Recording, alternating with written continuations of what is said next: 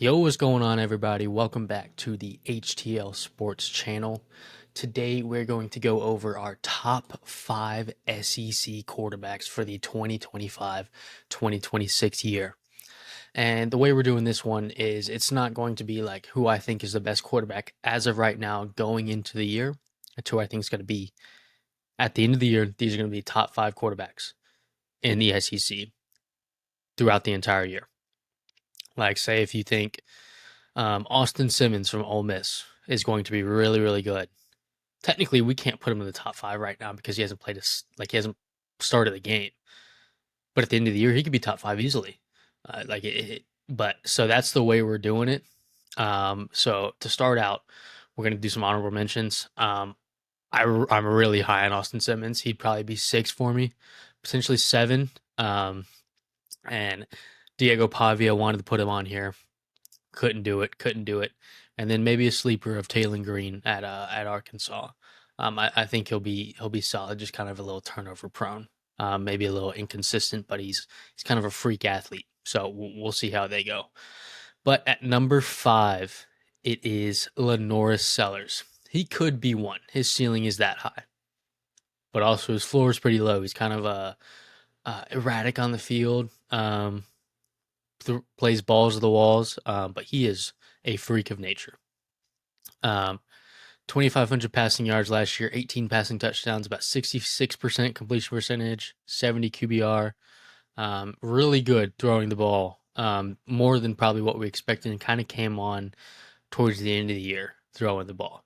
Then what I think his most dangerous attribute is his legs. 674 rushing yards, 7 rushing touchdowns. Only about 7 picks, which isn't crazy for anything, like a kind of like a gunslinger that's super athletic type.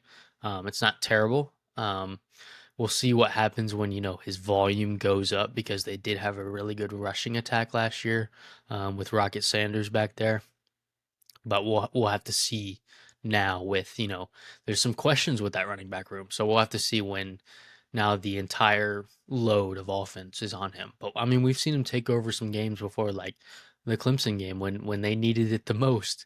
He came in clutch and took over that game for them. And I mean, we've seen it. They were a game away from the playoffs this past year.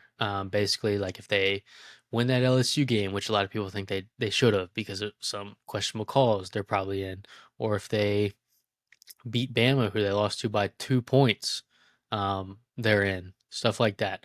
I think this South Carolina team was really hot towards the end of the year. I think they're going to kind of carry it over. I don't know if they'll get in the playoff, but I think they'll be a really, really tough out this year. Number 4 is John Mateer. Transferred in from Washington State, so he's going up definitely against tougher competition this year, but I think he's going to be able to handle it. I mean, he had 3,100 passing yards last year, 29 touchdowns, 64% completion percentage, 71 QBR. I mean, and 7 picks. That's great. And he probably didn't have that great of a supporting cast over at Washington State, but also he probably wasn't playing the best competition. But he did play Oregon, and he played really well in that game. He threw for like 350 yards. Played really, really well in that game against a good Oregon defense. And then another dangerous guy with his legs, 826 rush yards, 15 rushing touchdowns. I'd say Lenoris might be a little bit more dangerous because of the speed and power mix, but I think John Mateer's more smart when he runs. Like he can juke a little bit. He's got some wiggle sticks, but I think who would I rather have on a 3rd and 7? John Mateer, because I think he's a threat with his legs. He's more of a threat with his arm, and that makes them respect it. So he's able to get out and rush and scramble for those 7 yards, something like that. Because I think he's very smart on when he should do it. I do think he's going to be really good coming into Oklahoma because it's a make or break year for them, like especially for Venables. He went 10-3 2 years ago, then back down to like 6-6 this past year. So a tough year last year. Had a lot of problems though. Jackson Arnold wasn't the answer there. O-line problems. Basically, the whole offense was a problem. It wasn't all on Jackson Arnold, but I think, they fixed a little bit of the problems. John Mateer came over, obviously an upgraded quarterback, and then they also brought in a new coordinator who actually was at Washington State with John Mateer. So I think they already know each other, and they'll be able to kind of just seamlessly roll into that offense starting this year. Number 3 is Arch Manning. I'm bought in. I really do think he's going to be really good. 2024 stats, he only started 3 games. He came in here and there, for like rushing sets, something like that. But in 3 starts, 939 passing yards, 9 passing touchdowns, 68% completion percentage, 87.5 QBR, pretty good. And only 2 picks. You might want to see it a little bit less in 3 games, but it's really not too bad. I mean, 9 touchdowns in 3 games is really good. The competition wasn't amazing when he played. He did face an SEC team, albeit the worst one, but he did face an SEC team, so we'll have to see. But the reason I don't have him higher, even though I am in on the hype, is because I don't think he'll be asked to do a ton. This Texas team is going to be so good. They're going to be able to run the ball. He's going to have weapons out wide as well that can, he can throw a screen and them go get 70 yards and break one off. But also the run game is going to be really good, and we saw that last year with Sark's offense. But also, this Texas team might blow some teams out, so he might not play the fourth quarter some games. Some games he might not even play the entire second half. So I don't know if his stats will jump off the page this year, but I actually think he's going to be really, really good this year. And I hope to see him in Texas for this year and next year, which is what it's looking like. But you never know. If he's projected to go 1 overall, I don't think you can really pass that up. So if he's that good. But going to number 2, a guy who could be in the same draft class with him if he stays, is DJ Lagway. I'm bought in. Obviously, you guys know I'm a Florida fan, so we'll have to see. I might be a little bit biased, but I really do think he's going to be so good. He started only like 6 or 7 games last year, 7 games. But I mean, 1,900 passing yards, 12 passing touchdowns. You want to see that number get higher, 9 interceptions. You want to definitely see that number get lower, but he's a true freshman. It's tough switching to college football, especially SEC college football.